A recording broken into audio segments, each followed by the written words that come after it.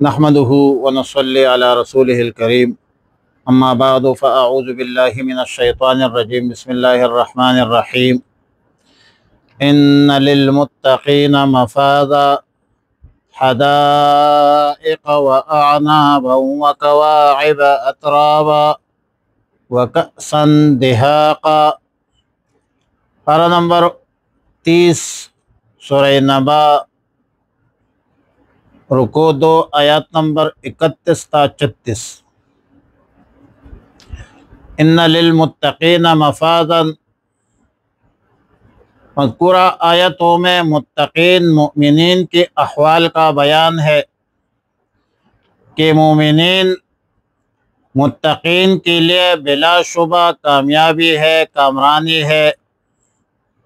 کھانے کے حوالے سے، سیر کے حوالے سے باغات ہوں گے جس میں قسم قسم طرح طرح کے میوے ہوں گے، اور وَأَعْنَابًا، یہ اعناباً تخصیص بعد التعمیم ہے، اہتمام الشان کے لیے ہوا کرتی ہے، دل بہلانے کے لیے۔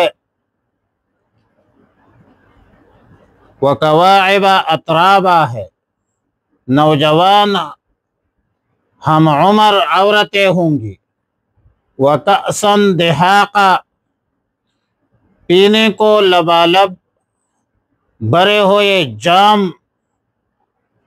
شراب ملے گی۔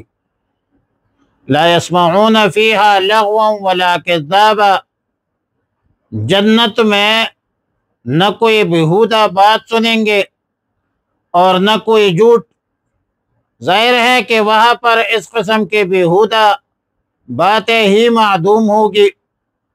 اور جزاء من ربک عطاء حسابا، جن انعامات، احسانات، حدائقہ، کأسا دہاقا، اور اسی طرح وکواعب اترابا کا تذکرہ ہوا، یہ جزا ہے مومنین کے لیے، اور اللہ کی طرف سے عطائے کثیر ہے۔ آیات مذکورہ میں اولاً تو فرمایا کہ جزاء وفاقا، جزاء من ربک، پہلے یہ فرمایا، اور پھر فرمایا کہ عطاء حسابا، عطاء ربانی ہے۔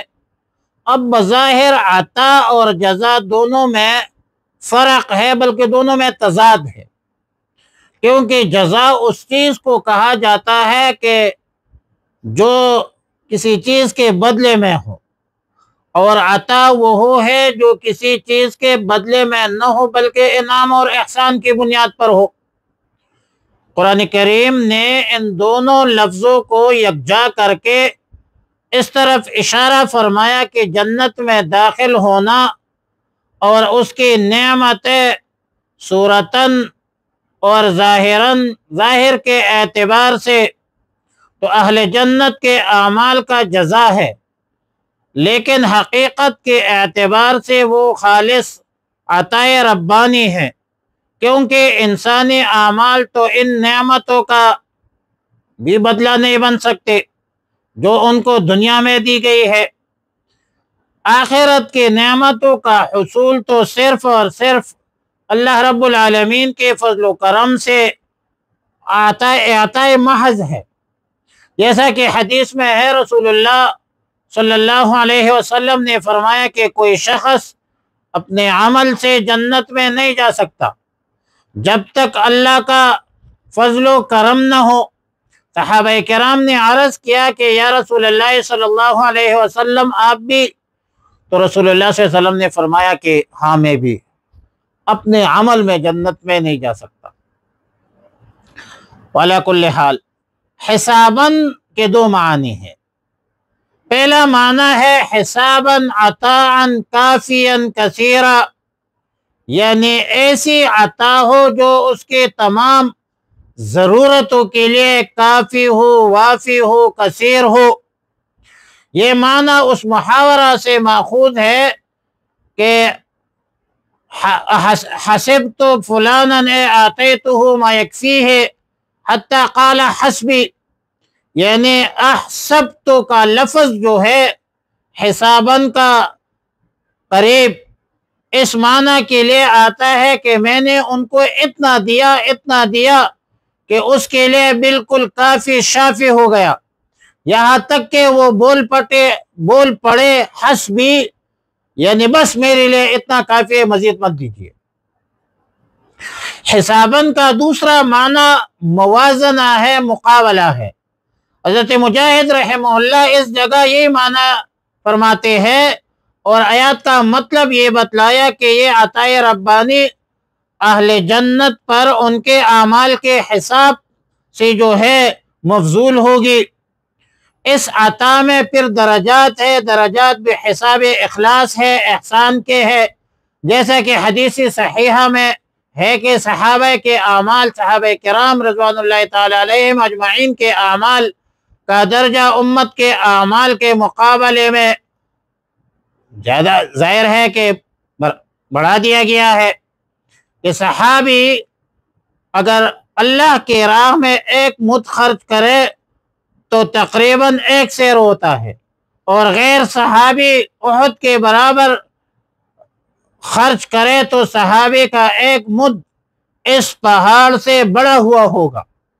تو جس وقت ابتدائی اسلام میں جن لوگوں نے سابقون الاولون من المہاجرین والانصار الذین اتبعوہم باحسان رضی اللہ عنہم ورضوا عنہ، وہ تو سابقین اولین ہے، اس کا ایک عمل جو ہے بہت زیادہ جو ہے وہ آفرین ہے، اس پر اس کی قدر ہے، زیر کہ ہمارے مسلمانوں کی بھی قدر ہے۔ واللہ عالم بالصواب۔ علی کل حال حساب کے دونوں تفاسیر منقول ہے، بعض نے ایک تفسیر مراد لیا ہے، بعض نے دوسرا تفسیر مراد لیا ہے۔ فرمایا ان للمتقین مفازا، بلا شبہ پرہیزگاروں کے لیے مفازن کامیابی ہے، فوز سے مشتق ہے، حدائق باغات ہے، وآنابا اور کجو انگور ہے، وکواعب اترابا اور جواسال عمر عورت ہے، وکأسن دہاقا اور پیالے ہے،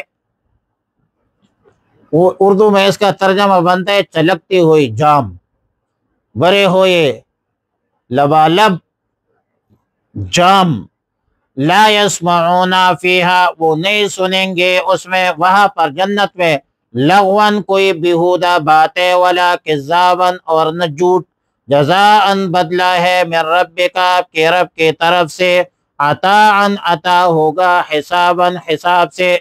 اللہم ربنا اتمم لنا نورنا انک علی کل شیء قدیر، اللہم وفقنا لما تحب وترضى، وصلی اللہ تعالی علی خیر خلق محمد وآلہ وصحبہ اجمعین برحمتک یا ارحم الراحمین۔